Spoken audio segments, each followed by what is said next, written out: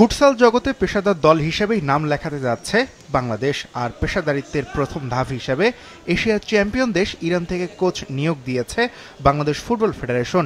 ইরানি সাইদ খুদা রাহমি এখন থেকে সামলাবেন বাংলাদেশ জাতীয় ফুটসাল দলের দায়িত্ব।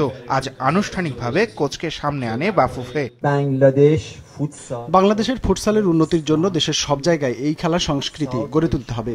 এজন্য অবকাঠামো দরকার, সবার সহযোগিতা দরকার। এশিয়ান ফুটসালের বাছাইয়ে বাংলাদেশের প্রতিপক্ষ ইরান বিশ্বের অন্যতম সেরা দল। তেমন দলগুলোর বিপক্ষে কিভাবে লড়তে হবে সেটা আমি খেলোয়াড়দের শেখাবো।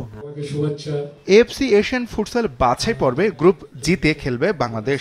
সেজন্য 53 খেলোয়াড়ও বাছাই করেছে ফেডারেশন। খেলোয়াড়দের প্রাথমিক ক্যাম্প হবে হ্যান্ডবল স্টেডিয়ামের ভেন্যুতে।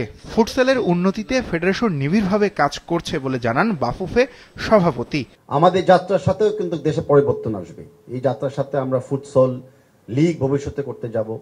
ফুটসল ইনফ্রাস্ট্রাকচার ডেভেলপমেন্টের যেটা আমাদের কোচ বলেছে, আমরা সরকারের সাথে চেষ্টা করব, ফিফার সাথে চেষ্টা করব যৌথভাবে কাজ করে ফুটসল ইনফ্রাস্ট্রাকচার আরো ডেভেলপ করার জন্য, যেটা এই মুহূর্তে আমাদের দেশে নাই। প্রায় 60 বছর বয়সী ইরানি কোচ এর আগে মায়ানমারের ফুটসাল দলের দায়িত্বে ছিলেন।